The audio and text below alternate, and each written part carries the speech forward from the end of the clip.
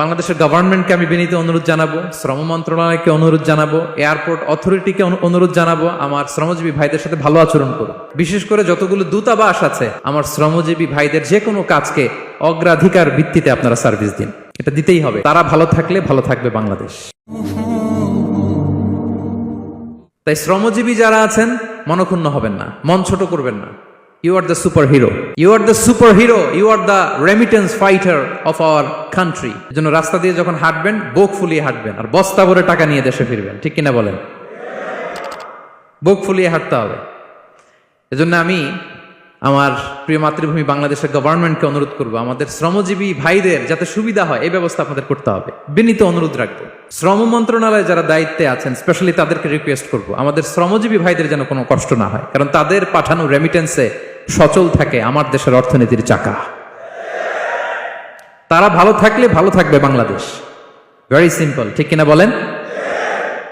আমার যে ভাইটা পরিচ্ছন্নতা কর্মী, রাস্তা ক্লিন করে, এয়ারপোর্টে ওয়াশরুম ক্লিন করে, একজন পরিচ্ছন্নতা কর্মী, তারও 20 থেকে 30 হাজার টাকা বাংলাদেশে ঢোকে প্রতি মাসে। আপনি চিন্তা করতে পারেন? হ্যাঁ, 6টা মাস যদি রেমিটেন্স বন্ধ হয়, শ্রীলঙ্কার চেয়েও খারাপ অবস্থায় বাংলাদেশে চলে যাবে। Just only 6 months. ভয়ঙ্কর অবস্থা হবে বাংলাদেশের। এটা আল্লাহর পক্ষ থেকে একটা স্পেশাল রাহমা, মার্সি এন্ড ব্লেসিংস, যে আমাদের রিজিকের তাগিদায় সারা বিশ্বে যে কাজ করতে হয়, আমরা কাজ করি আর দেশে টাকা পাঠাই, আর সচল থাকে আমার দেশের অর্থনীতির চাকা। আলহামদুলিল্লাহ পড়েন।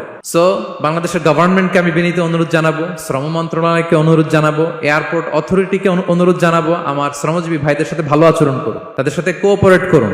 বিশেষ করে যতগুলো দূতাবাস আছে সারা বিশ্বে, বাংলাদেশের যে মিশনগুলো, দূতাবাসগুলো, আমার শ্রমজীবী ভাইদের যে কোনো কাজকে অগ্রাধিকার ভিত্তিতে আপনারা সার্ভিস দিন। এটা দিতেই হবে। ঠিক কিনা বলেন?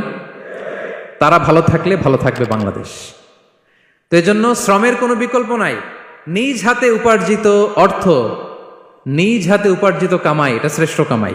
তো আলহামদুলিল্লাহ আজকের অডিয়েন্সের মধ্যে শ্রমজীবী ভাইয়েরা বেশি। আলহামদুলিল্লাহ পড়েন।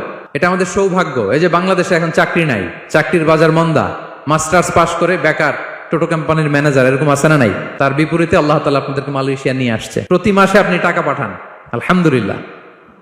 আপনি বাংলাদেশের যে উন্নয়ন, বাংলাদেশের যে ডেভেলপমেন্ট, এই যে স্মার্ট বাংলাদেশ বলে বলে মন্ত্রীরা মুখে ফেনা তুলে ফেলে, এটার গর্বিত অংশীদার আপনি। ঠিক কিনা বলেন?